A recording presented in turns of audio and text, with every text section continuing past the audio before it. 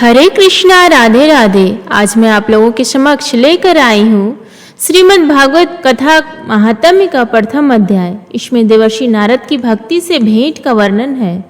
श्रीमद् भागवत जी के महात्म्य के प्रथम अध्याय के पहले श्लोक में सच्चिदानंद स्वरूप परमात्मा की स्तुति की गई है, नमन किया गया है, जिसके द्वारा इस जगत की उत्पत्ति, पालन तथा विनाश आदि हो रहा है तथा जो इस जगत के प्राणियों को उसके जीवन में व्याप्त त्रितापों, दैहिक, दैविक तथा भौतिक तापों अर्थात कष्टों से मुक्ति प्रदान करने वाला है। प्रथम श्लोक में बताया गया है कि परमात्मा सच्चिदानंद स्वरूप है।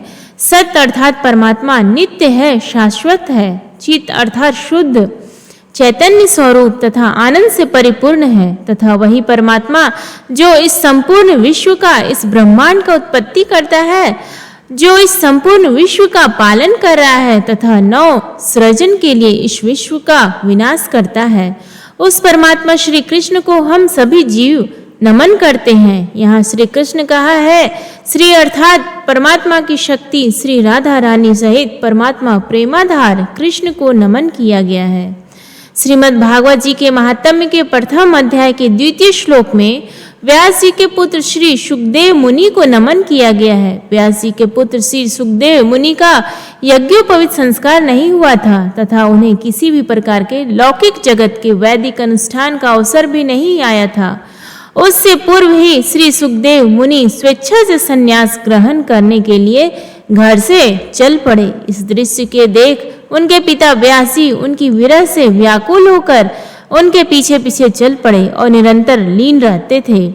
वो वस्त्र को उन्हें पुत्र पुत्र कहकर पुकारने लगे कि बेटा कहाँ जा रहे हो। श्री सुखदेव मुनि जन्म से ही आत्मज्ञानी थे, आत्मभाव में निरंतर लीन रहते थे।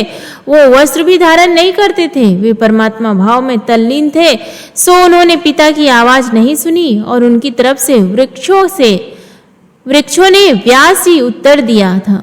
ऐसे परमात्मा भाव में निरंतर तल्लीन रहने वाले सुखदेव मुनि को नमन है। श्रीमद् भागवत जी के महात्म्य के प्रथम अध्याय के तृतीय श्लोक में वर्णन है कि भागवत रासमृत का पान करने में अत्यंत प्रवीण सौनकादिक मुनि जन नैमिषारण्य नामक ऋषियों की पवित्र तपोभूमि में एकत्र हुए और मुख्य आसन पर आसीन श्री वेद व्यास जी के परम शिष्य श्री सूत जी महाराज को नमन कर रहे हैं और उनसे निवेदन कर रहे हैं। श्रीमद् भागवत जी के महात्म्य के प्रथम अध्याय के चतुर्थ श्लोक में वर्णन है कि भगवत अनुरागी पुण्यात्मा शौनकादिक मुनिजन श्री वेद व्यास जी के परम शिष्य श्री सूत जी महाराज से प्रेम पूर्ण भाव से कह रहे हैं कि हे सूत जी महाराज, आप परम ज्ञानी हैं, आप श्री वेदव्यास जी के परम शिष्य हैं। आपका ज्ञान अज्ञान स्वरूपी अंधकार को समाप्त करने के लिए करोड़ों सूर्यों के समान है। हम परमात्मा की आनंदमयी अमृत स्वरूप कथा रसायन का पान करना चाहते हैं। यहाँ एक बात विशेष ध्यान देने वाली है कि सौनकादिक ने परमात्मा कथासार को रसायन कहा, अर्थात परमात्मा की कथा अमृत तरल है, द्रव रूप में है, जिसे ग्रहण करने के लिए चबाना या खाना नहीं पड़ता, किसी भी प्रकार का उद्योग नहीं करना पड़ता। परमात्मा कथा अमृत रसायन है जो स्वयं कर्ण ग्रहण करने से धन्य हो जाते हैं। श्रीमद् भागवत जी के महात्म्य के प्रथम अध्याय के पंचम श्लोक में वर्णन है कि भगवत अनुरागी पुण्यात्मा शौनकादिक मुनिजन श्री वेद व्यास जी के परम शिष्य श्री सूत जी महाराज से प्रेम पूर्ण भाव से कह रहे हैं कि हे सूत जी महाराज, भक्ति, ज्ञान और वैराग्य से प्राप्त होने वाले परम विवेक की वृद्धि किस प्रकार होती है तथा परमात्मा सच्चिदानंद विष्णु के अनुरागी भक्त वैष्णव जन किस प्रकार इस जगत की माया तथा मोह से मुक्ति की अवस्था प्राप्त करते हैं। इस श्लोक में यह पूर्णतः स्पष्ट है कि परमात्मा की भक्ति में लीन रहने वाले श्री कृष्ण प्रेमी जनों को ज्ञान की उपलब्धि होती है तथा वह ज्ञान ही वैराग्य को घटित करता है।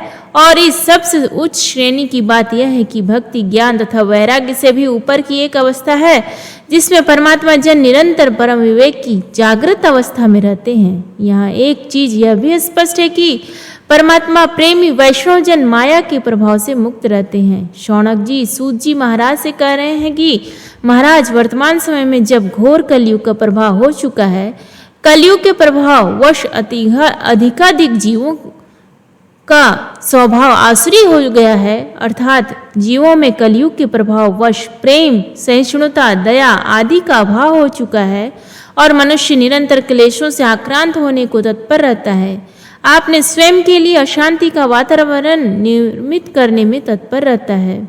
शौनक जी कह रहे हैं कि हे सूत जी, आप हमें कोई ऐसा शाश्वत साधन बताएं जिससे परमात्मा प्राप्ति के साथ साथ मनुष्य में परम पवित्रता भी स्थापित हो सके और परमात्मा कृष्ण की प्राप्ति और प्रेम का प्राकट्य भी हो सके। हमें ऐसा बतलाएं।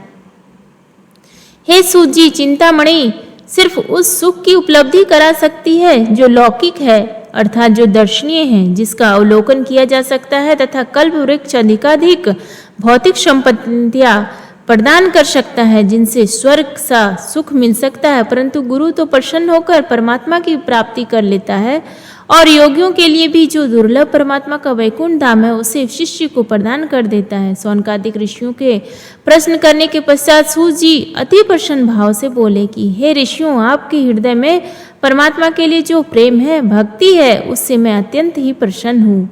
मैं अब तुम लोगों के सम्मुख कुछ परम परमात्मा के निष्कर्ष सिद्धांत का वर्णन करता हूँ, जिससे मनुष्य इस जगत के जन्म मरण के भय से मुक्त हो जाता है। परमात्मा के प्रति श्रद्धा, भक्ति और समर्पण को निरंतर बढ़ाने वाला है, जिसके परिणामतः परमात्मा श्री कृष्ण प्रसन्न होते हैं। मैं तुम्हें वह साधन बता रहा हूँ, सावधानी पूर्वक चित्त एकाग्र कर सुने। श्री सुखदेव जी मुनि ने श्रीमद् भागवत शास्त्र की जो व्याख्या की है, कथा सुनाई है, वह आज कलयुग में मनुष्यों के निरंतर जीवन और मृत्यु के चक्र में होने वाले कष्ट से मुक्ति प्रदान करने वाली है। मनुष्य के मन की शुद्धि का सर्वोत्तम साधन है यह श्रीमद् भागवत जी की कथा। यह कथा सिर्फ उन मनुष्यों को उपलब्ध होती है जिनके जन्म जन्मांतर के पुण्य अर्थात शुभ कर्म उदय होते हैं। सूत जी के कहने का तात्पर्य है कि श्रीमद् भागवत जी की कथा परमात्मा की कृपा से ही उपलब्ध होती है। प्रेम से बोलिए भगवान विष्णु की जय, भगवान श्री कृष्ण की जय। जय श्री राधे राधे, जय श्री कृष्ण। धन्यवाद।